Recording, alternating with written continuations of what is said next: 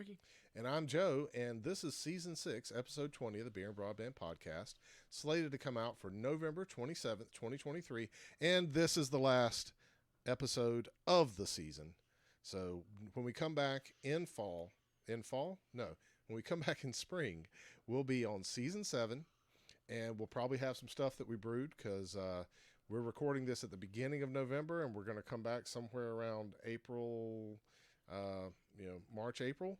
So should have some stuff that we brewed. I know I'm thinking about making like a spicy ginger mead and like a couple of other things like that. So maybe making some more limoncello, because I hate Skeeter Pea as a name. So we're calling it limoncello now. Like doing some stuff like that, I think will be a lot of fun. And you might actually start brewing again too. So. But today for our beer, we're talking about Founder's Dirty Bastard. It's an 8.5% ABV, and I believe it's a stout. It's Scotch style ale, sorry. So this is the beer that put them on the map, is what they say. It's dark ruby in color, and the Bastard is complex in finish with rich notes of something, because my label got tore, and dried fruits and malty sweetness with a something of hop powered give this Scotch style ale all the attitude that its namesake implies.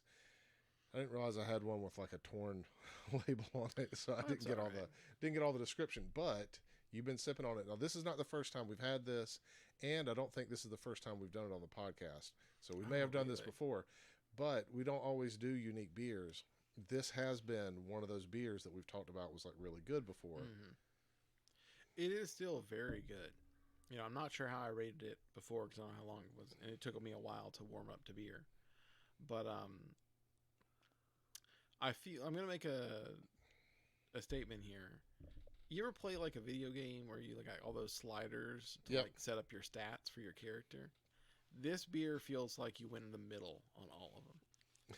And not in like a bad way. Like, it is so well balanced. Like, it's a little bitter, but it's also a little sweet. Mm-hmm. Like, it's got those dark notes, but it's also got some light notes.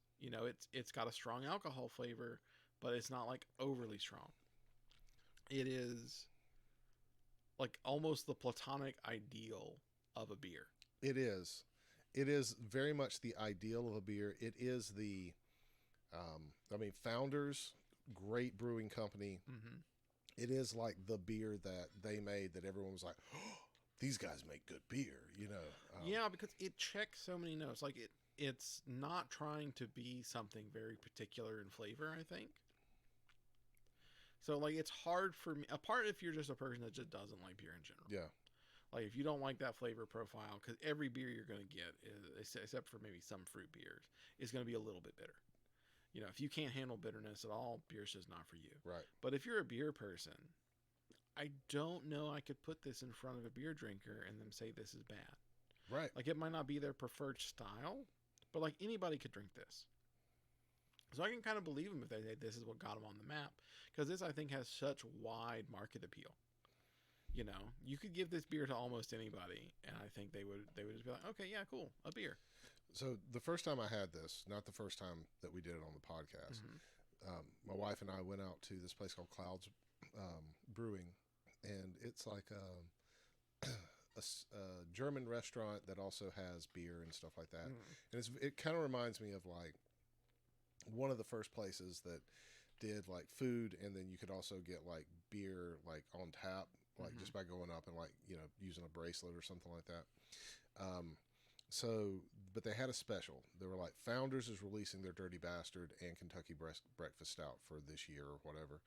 And you can get one with your meal, and they served it in the glasses like the one that you have, these little like tulip glasses. Yeah. So, but it was bigger. And Venus got one, and I got one. Now Venus doesn't drink, and I drink, but I don't. Like, I'm not always constantly drinking, right? Yeah. And I don't know, like maybe I was having a low blood sugar day, or I just didn't have enough food in me or whatever. But, hit this and then the KBS like right back to back. And I think that's like 12 or 13% and 8.5% 8.5%. I walked out of there and I was like, ooh, this is, I'm feeling it right now because I drank both of them back to back. But it was a great meal. And I have a lot of fondness for this beer just because I have that like memory and everything. But also it's just a really good beer. Like you said, like it's malty, it's sweet. It's kind of got like a butterscotch flavor on an aftertaste to it. It, has, it has a lot of the notes that you would think that you would pull out of something that's like a barrel aged, but it's not, so like it just is a good sipping beer. Yeah. It's one of my favorite ones to grab whenever I see a New Year's version come out. But I thought it'd be a fun one for us to either revisit or do for the first time on the podcast. And I can't remember, as I'm sitting here bumping into things, I can't remember if we did it before or we just had it together at one point in time. So yeah. Get the Dirty Bastard from Founders if you haven't. Let's talk about conference and airplane headphones. Now, I'm going to set this up. I know we already talked about it a little bit, but basically my 5.5 gen, my 5th gen iPod, I still have. I've turned it into a 2 terabyte iPod, but it still has the Wolfson DAC in it and stuff like that. I took that and I modded it, and it has like tons of stuff on it. But basically we took that iPod and with the music that's loaded up on it, we ran 5 different pairs of headphones. 1, 2, 3, 4, 5. Yeah. 5 different pairs of headphones. One of them is from United Airlines. It's the things that they hand out to you when you get on the plane, and they're like, here, plug this into your whatever. And then the other one is one that we got at the industry conference that we went to in June. And that one, that Cisco Live thing. So went there. I picked up 2 of them. I gave you one, but then we used the one that I had gotten. And then I have a pair of AKG headphones that are earbuds that I bought in like 2009 or 2008 or something like that. And then I replaced, it had to be 2009. And then I replaced them in like 2012, 2013, like around the time that, I started like doing some of the more technical stuff and everything like that. Because I lost them, or maybe it was later than that. It might've been 2014. Either way, I've always thought that they were a pretty good set of headphones. They're kind of my go-to just to like carry around in a bag. When the headphone jack on, like phones went away, I quit using them as much because I don't have like a phone just to like plug them into, but they're like my go-to. And then, we have some, XZTs, I think that's what they are, the, in-ear monitors essentially. And then I have some Truth Ear X Chronicles that we compared. Now, this is not about anything except for the conference headphones and the United Airlines headphones. But the whole point of having those other ones with this is just to be able to sit down and say, okay, these are some things that we've agreed are good headphones. We've talked about them on the podcast before. They're great. My question to you, which is not what we talked about earlier, if you got on went on an airline, is it worth it? Or you like went to a conference or whatever, just to pick these up and use them because they were the ones that were given to you and you can save a little bit of space on your bag? Or is the, at the most 2x3 or 2x2 inch square like place that you're going to have to put into your bag worth carrying this so that you can plug it into the headphone jack on the back of the airplane or whatever device you got or whatever? Yeah, I mean, I think it's worth bringing your own, frankly, because even the cheaper like ones you actually paid for were much better in quality. Yeah, both music and voice. Now, I'll say for completely free headphones, the United Airline and the Trade Conference ones were both pretty good. Like, it's free. I could plug that into American Airlines' little movie system and watch a movie and not be offended.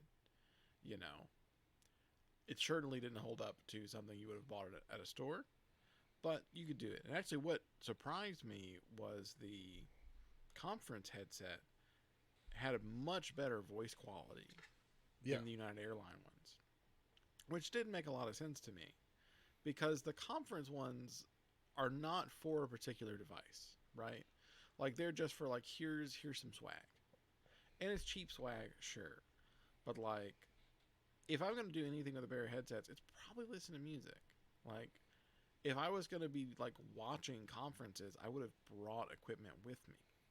Like if your idea was, oh, here's some headsets so you can connect to your laptop and watch maybe a presentation. No, I would have brought my own headsets for that. Whereas the United had the perfect pitch. It's like, I don't have wired headphones. You have movies. Right. So let me watch a movie. But then they had worse voice quality. And that's all a movie is. Like, I mean, there is music in a movie. There are sound effects in a movie.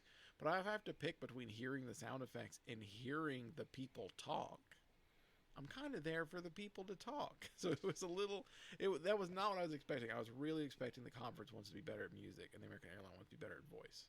But, now, I felt like it was the opposite. Well, let me preface that.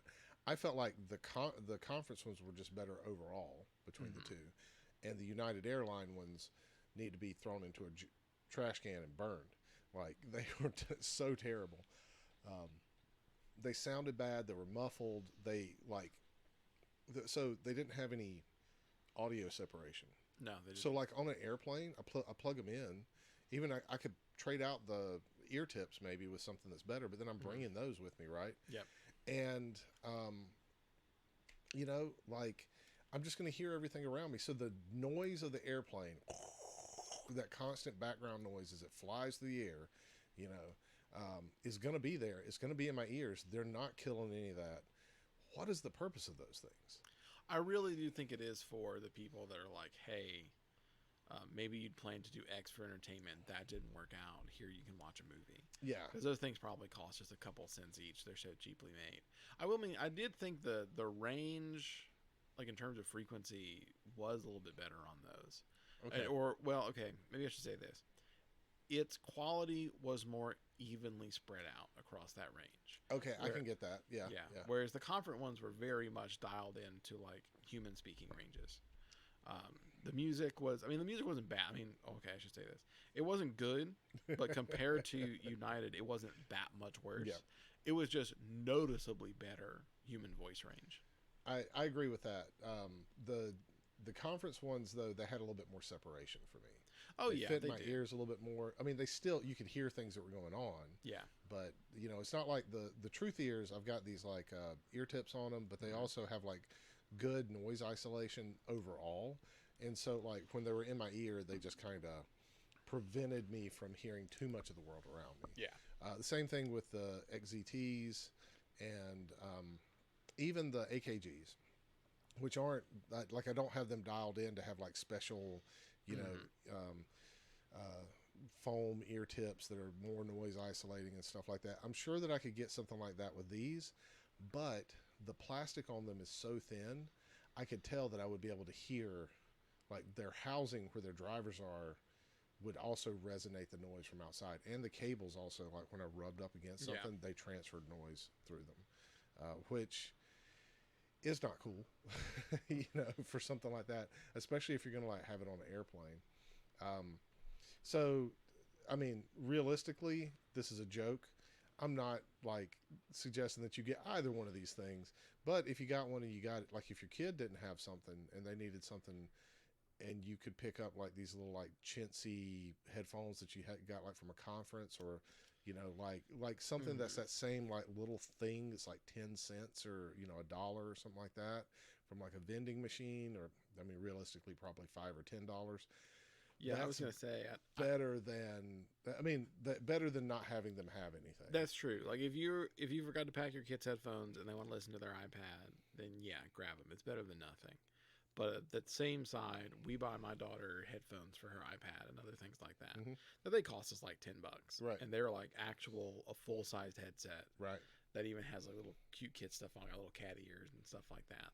And they're way better. Way better than this. So, like, don't get these. Go to the whatever at the airport and just spend the $30 or $40 for your $10 pair of headphones and use those, essentially. Yeah, I mean, realistically, if you got the plan, I think I still stand by, because this happened to me. I got tired of listening to music and I wanted to watch a movie, and they had headsets, and I was able to go watch. I think it was like the first John Wick or whatever it was, and that was an enjoyable experience. Like, I like that they do provide them. That is nice, because very few people have wired headsets anymore now that they've taken them out of phones. Yeah, and that's true. I'm one of the weird people that has like 10 of them, and I just carry them around with me everywhere. Yeah, I mean, we're kind of exceptions because we like stuff like that. But your average person, I don't think, has a wired headset anymore. Probably not. I would suggest though, for like, you could pick up a pair of these AKGs or some Truth Ears for less than like $100, $50 if you have the money to spare. It is like, just having that in your pocket is a game changer whenever you need a pair of wired headset. Yeah. Or like if you're like, say if you have AirPods and something doesn't have Bluetooth or something, you can just plug that in. Yeah, that's the other thing. I mean, I think that's the part that we're really struggling with, is that there are still a couple instances in the world where having a wired headset is really useful. But there is a greater number of a wired headset does nothing. Right. Because there's no jack anymore. Right. So it's like, it's all Bluetooth. So it's this weird dichotomy where it's like, I've spent the, however much on a nice pair of Bluetooth headsets, and now I find myself in that situation where that does nothing for me, because this little thing right here only does analog. Yeah, and I think that's really where something like the FIO BTR 5 or BTR 3 comes in, or is it BTK? I can't remember, the little Bluetooth dongle thing, but you can also plug it into something. But you can turn a pair of wired headsets into wireless headsets. Yep. Like that. So that's what, $100, and you get a pair of, like, say the AKGs for like 10. Well, if they still sell them, but you could get the XZTs for $25, and so $125 ish, depending on where you live and stuff like that. So don't quote me on like the exact money, but let's say max $150. You've got yourself a travel set of things that you can carry around with you. You've got all situations covered. Yeah. So, and that's cheaper than any sort of like anything, and they're pretty good at sound isolation. They're not noise isolating, so they're not going to be like an AirPod or AirPod Pro, not AirPod, or like a Bose Quiet Comfort or something like that. Which, I mean, I've gotten to the point now where like like the Microsoft Surface headphones that we like so much, right? The mic on them is okay, but the actual like listening experience is phenomenal, right? They have a cable, so you can just plug a cable into those if you just have one. Yep. And they'll turn them in from Bluetooth into a wired headset, and you can just carry the freaking cable with you. It's a thin, tiny cable. Yep. Right? You've already got to carry the pack with you anyway. So, yeah. This was a good reason for me to like go back to my days when I had to listen to like really cheap headphones and like realize how much better the headphones that I listen to now, because I get a little bit spoiled, right? Like I've got hundreds of dollars worth of audio equipment, and like sometimes I'll listen to them, I'm like, this doesn't really bring that spark of joy like it used to. Yeah. And then I'd switch between two things like this, and I'm like, oh no, this absolutely is the spark of joy right here. I've just forgotten. You've gotten used to it. I've gotten so used to it. Yeah. So, but yeah, I mean, I agree with you though. If you're flying and you don't have anything else, you get the United, but for God's sake, carry something else. When we were going out there, if I'd have known that you didn't have a wired headset, I would have been like, dude, let me let you borrow one of the ones that I've got in my backpack. Well, yeah. Well, the thing was, I'd not planned to use one. Like, I was gonna like do stuff on my laptop and listen to music, which I did for a long time. But it was like, I'd kind of like to watch a movie. I just hadn't thought I'd want to because most of the time the movie selections are pretty poor, but they're actually pretty good on that flight. Yeah, they were. There were some movies that I actually had been meaning to see. I was like, this is a perfect opportunity. Yeah. And a 3-4 hour flight, not too bad to watch a movie, listen to some music. I mean, I played video games the whole time, right? So, I had a good time. I think I got like halfway through Final Fantasy Tactics, or maybe halfway through the beginning of Final Fantasy Tactics. I'm pretty sure I didn't get halfway through it. But yeah, have you heard of Apple's Metal API? A little bit. I mean, I did some research on it after I saw the topic, but I hadn't heard about it before. Okay. So, what do you know about it? Not too much. I mean, I'll be honest. Like, I read through an article that kind of discussed it, okay, but I didn't have a chance to like go actually look at any API docs if they're available yet or anything like that. So that it's basically an API that is created that developers can take advantage of, like DirectX, and you can use the hardware in Apple products, specifically Apple Silicon, like the M3, the M1, the M2, whatever. Really, the new iPhone 15 is the thing that they're touting so much for it, probably the iPad eventually. But it's for games because, that's the important thing. But Resident Evil 6 can now natively run on iPhones. Okay. So the thing I didn't get a clear answer on with the little bit of research time I had is this an actual, like a REST API, or is this more like an SDK? It is an SDK plus an API, so it's like DirectX. So you know how you have the DirectX SDK and all that other stuff that you can do when you're developing. You can optimize your game or like make it so that Windows, I mean, that's what makes Windows so great, right? Yeah. It's the same sort of thing, but for Apple Silicon products. Okay, yeah, that makes a lot of sense then. So that's probably a very smart move on their part. Yeah. Because I think kind of gone are the days that people want to have multiple computers. It was not uncommon when we were growing up that, like, if you even had a PC in your house, because that was a newer technology, you had kind of like the PC maybe you played games on, and then the one that was like the family work computer. Yeah. Or like you had your gaming PC, but also like a laptop and stuff like that. And I think people are moving closer towards you want to have one computer that can do everything. Well, that's a real challenge for the Apple mythos because they've got the powerful enough hardware. They just didn't have the software support. So really what they want, though, because you can already play stuff like through Rosetta and stuff like that. So, Windows games or something like that can take advantage of some of the other drivers and translation layers that are already out there. The thing about this is handheld gaming. So they're kind of going after like the Steam Deck and things like that. And so they want to turn your iPad and your iPhone with like, you carry like a little handheld grip that you put on it. It turns it into, like basically a handheld gaming device. And then you can play whatever, gets put on the iPhone. Yeah. So iPhones already and iPads, if you have the right stuff, you can do, emulation and stuff like that. So this would just like basically make a little tiny Steam Deck essentially. It basically runs like AAA titles at about the same,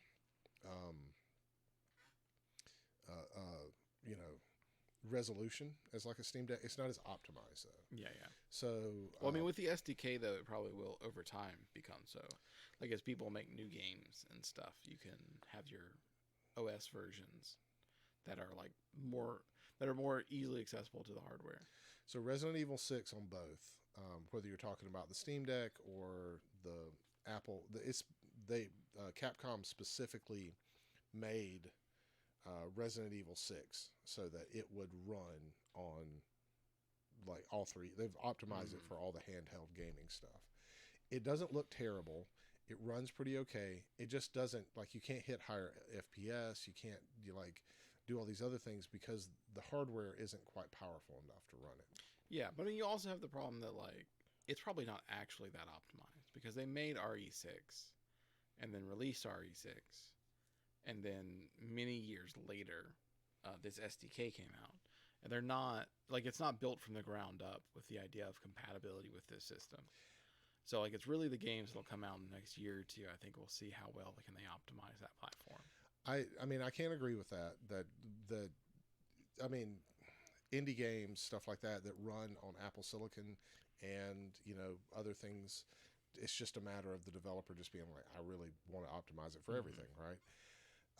However, I disagree with you that they didn't optimize it. They optimize. It's like Cyberpunk 2077, right? It was optimized for the Steam Deck. It released years before.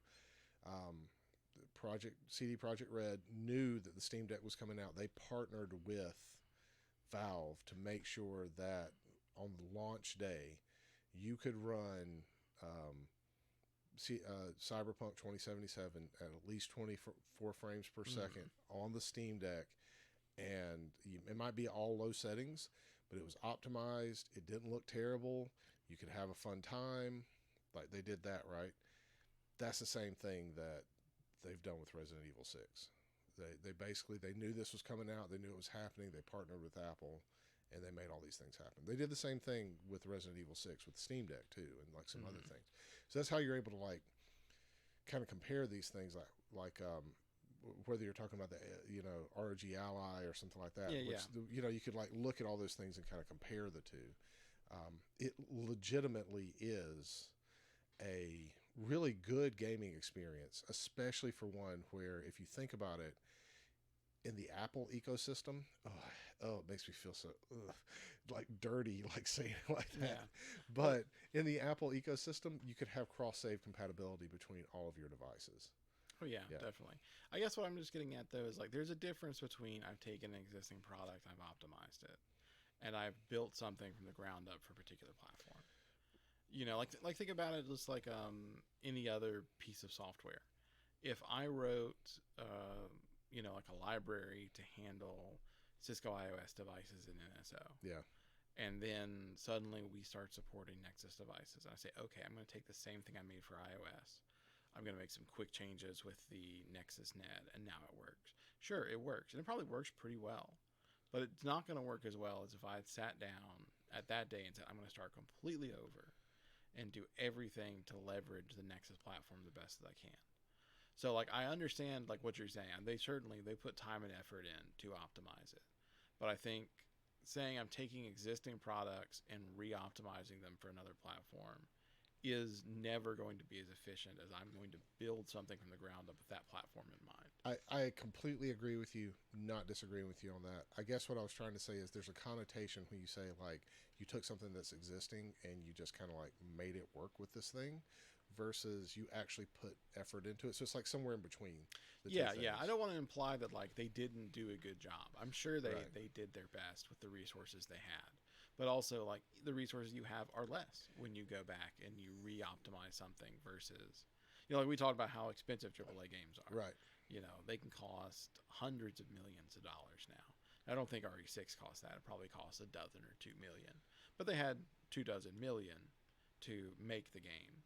They probably got 100, 200,000 to optimize for the Apple program after maybe, the fact. or Apple, like, gave them funds to do it, and so they may have had millions of dollars to do it, depending, because Apple really wants this to happen. I think though, because I don't know those details and I don't necessarily want to speak on that, but I think though the big thing is you start looking at these indie games that are coming out that can be across everything. Yeah. And then you have an SDK that allows you to unlock the hardware's potential actually with it. And you start having games like Dave the Diver in your pocket on your iPhone. Yeah, that's huge. A lot of developers kind of stray away a little bit from Mac because of the complexity of developing on those platforms. A lot more of them are doing things like, I'm going to make sure it's, Wine or some sort of emulator compatible. Now that they can just say, hey, look, I'm going to go make this a version that's more native for that platform. It does make it look a lot more like the mobile market. Yeah, exactly. And that's pretty big when you can say the device in my pocket, the device in my backpack, and my device at home are all running off of a common OS platform that I can share this game between. And that makes me kind of throw up a little bit in my mouth, but that's also like kind of the dream too. Like, I mean, I want it on like a Linux-based thing, essentially, because that I think is the way to go. But Apple might be beating them to the punch. Yeah. Here, and here's the thing, like with that, because you have an Apple TV, and like you have some sort of controller now, controller compatibility with that. Oh, that's true. You go from I was playing it on the bus, like while I was commuting between job, like work and everything. I get off the bus, I put my phone in my pocket, I come home, I sit down, I've eaten dinner, whatever, hanging out. I want to play some more before bedtime. Turn on my TV. That's my gaming setup. Yeah. That kind of like kills things like, Steam links and stuff like that. I mean, that like essentially is what all that stuff was supposed to be. Yeah. Which, if Valve hadn't done all that work and made all these products up to this point, we wouldn't have the, Apple VR and Apple doing this and the Apple handheld thing. That's true. So like, I'm super excited about it because the competition brings that, but also the locked in, like you can't get your saves out and all sorts of things like that make me like feel a little scummy. Yeah, the lock into the Apple ethos, I'm not sure I'm a fan of. I've never bought a home Apple device, and I probably never will, except for an iPhone a long, long time ago for work. I'm not going to buy like an Apple PC for myself, most likely. But, for those people that have Apple devices and like Apple devices, that's a good development for them. Yeah. So, like, I'm happy for those people. It's not necessarily for me. And see, like, I kind of have to use an iPhone because my really close friend that's over in Germany, she like can't. She's not. Well, I don't mean to make it sound like she's not technically. We've tried other solutions, and this is the best solution for us to be able to talk to each other and like maintain contact constantly. And we don't want to lose that like friendship, that relationship. So, in order to do this in a way where we're still like able to like connect, I carry around an iPhone that's like my primary device that I use for just about everything, like communicating and everything like that. And legitimately being able to play like if they could just open it up where I got cross save compatibility with like my Steam games. Like if I bought a game on Steam, I could install it on my iPhone. That would be awesome. Like being able to have that sort of thing set up, which I know is not going to happen, or on my iPad, and being able to do that. And that's my gaming device that I carry with me whenever I'm like traveling or something like that. Yeah. Sorry, Steam Deck. I know you just came out with a new version. I wanted to talk about that in this show, but we're not going to. No, that's okay. But I mean, like, I don't think that's necessarily so far away from what you want to do, right? Because like when you buy a game on Steam, you don't buy the Windows version or the Mac version or the mobile version. You can have it on anything you can install Steam on. Yeah. So like it's not here today, but that might be something that can happen. It may be, absolutely, and that's something that's really exciting. And like USB-C now, and you get USB 3 speeds on USB-C with like, it's a really exciting time. I absolutely prefer Android phones. But if I could have a 1 terabyte phone in my, like 1 terabyte of storage phone in my pocket that can also play all the indie games and most of the like role-playing games that I want to play, and it's like, I'd only had to buy them on Steam because I had them for cross compatibility and all my stuff cross save. That's like chef's kiss, perfect. Right there. I can definitely see that. Yeah. So I mean, my opinion of Apple would change a little bit if they opened that up a little bit more. But overall, that's a really good move, I think. Yeah. Anyways, I'll babble on about like how great this is for a while. But I know that you use Mint or have in the past. Yeah. I've been a pretty big fan of Mint. I don't use it like super consistently. But I do every month go in and look at the budget and make sure we're kind of like staying where we want to and try and get creative with things. Because it's hard with all the inflation going around to stick within a budget super cleanly. Yeah. So, yeah, and I heard that's going away. They're going to try and merge a lot of it with another product. I think Credit Karma they bought. Yep, Credit Karma.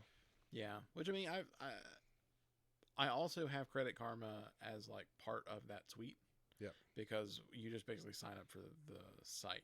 Right. So like my subscription to Mint also does my TurboTax and everything else. But see, I don't use any of the other products for that. So like I've only used the free service that Mint provides, and that's going away now.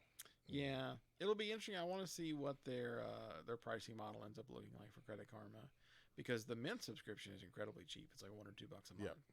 So, if they're going to bring as many of those features as they can to that platform, and they're going to consolidate, I do see. I mean, there is a lot of overlap, and quite frankly, Credit Karma is the much more better known product. Most people know of Credit Karma. Very few people, I think, know of Mint if you're not like trying to do personal finance. So I understand it from a business decision. I'm waiting to see what does their execution actually look like. Yeah, if not, I might switch to something like YNAB or something like that, because those are apps, even though they're not necessarily like for a phone, which is the awesome thing about Mint. You can just have it on your phone. Yeah, just on your phone. But yeah, so I kind of feel like that is a sad day. Like sad trumpet, Yeah, sort of I was deal. a little bummed to learn about it. Definitely, because it's been around for a long time. Yeah, People have been using it for a while. like I think I've been using it for like 7 or 8 years, something Yeah. like that. It's been a while. Like we talked about it on this podcast in like the first season, if you remember, because we were talking about finances and maybe. you were like, I've found like I use Mint, and I was like, yeah, I kind of do too sometimes. We talked about it back and forth. It might have been the second season, but I'm pretty sure it was the first. Yeah, season. it was early on. We've been. Yeah. Certainly longer than my kid's been alive by a long shot. Well, this show's been going for almost 8 years. Yeah. So because the first season was like 2 years or something like that, and I think the season 7 will be our 8th year. So, wow, that's weird to say out loud. Yeah, it is. It's weird to say. We've been doing this consistently enough, and we've had enough fun doing it and talking about junk and drinking beer, like for 8 years. That's like some sort of achievement. I feel like we should get like a little you like have one. We'll get special Christmas ornaments on the 10-year anniversary. Yeah, we will absolutely do that. I actually know how we will do it too. We will have Beer and Broadband Christmas ornaments made on those little eggs that Venus makes. We'll have them painted up, and we'll have like 2 or 3 of them made. That'll be good. We should also, we got to do we got to find our like top 5 beers that we've liked. And then do like a little flight. So like our last episode, our first episode will be like wine. The middle one will be mead. Our next one will be cider. And then our last one will be beer, or we'll do some sort of thing like that. Yeah. Yeah, because it'd be great to go back and the things that we really liked in the first couple seasons, see how our tastes have changed after like 7 or 8 years. Like some of these, or like even the opposite. Some of the ones we didn't like. Like, look, you're not going to save Dale's Pale Ale. Or that, I still remember that one. That Triple X Maximus hop thing. Whatever that was. Oh God! But I bet you could go back to season 1 and find some of these beers that you liked. I was like, that's really not for me, and it'd be interesting to see what I think about them now. Yeah, I would love to. I'd love to do that. We should do that if we can. If they still make them. Like, I don't think they make the. I know Deschutes is still around, but I don't think they make the Abyss anymore. Okay. Yeah. So like we would have to go and like find some. But you did like the Abyss a whole lot. I did. Yeah. So we would have to find ones that you were like, I don't know. Yeah, it's a good beer. Like, because code name for that's a good beer. Oftentimes with Ricky is. That's an okay thing that I like. Yeah, it's a lot of my we've had quite a few beers, especially this season, that I've really enjoyed. But definitely early days, it was a lot of I can tell just from the brewing I do that is a well-made product. Right. But I'm not going to drink it. Yep. I remember one of the beers. I was sitting there, I just kept drinking. You're like, why do you keep drinking that? Because you hate it so much. And I was like, because I want to punish myself for having bought this. I don't remember what the beer was, but I it was definitely that remember Triple that X moment. Maximus Hopium, the one from whatever, like they're like hop fanatics or whatever. Like I looked Laguntas Brewing Company. Mm-hmm. That's who it was from. Yeah, it was like Triple X Maximus Hopium or something like that. Yeah, I remember that. Yeah, and I was just like sipping on it, and you were like, "Why are you still drinking this?" Because I feel like I did a bad thing and I should be punished. Anyways, I mean, that's kind of the story of my life, right? I feel like I did a bad thing and, whatever. But this is the last episode of season 6. So is there anything else that you want to say before we sign off for the season? No, I mean, I guess just thank you for listening for 8 years. I didn't realize it'd been that long. Yeah. Everybody that's listened since the beginning, or like, since like the second season, I think, because that's when most of our listeners started up. We really appreciate you guys listening. We do this for fun. We don't like really promote it or anything like that. So anyone that's finding this, that's enjoying it, that likes listening to us ramble about tech and beer, thank you for listening. We really appreciate you. And if we've ever done anything that helped you with your IT career, awesome. That's also rewarding, I think. So yeah, thanks for listening, and we'll catch you next season. Talk to you later.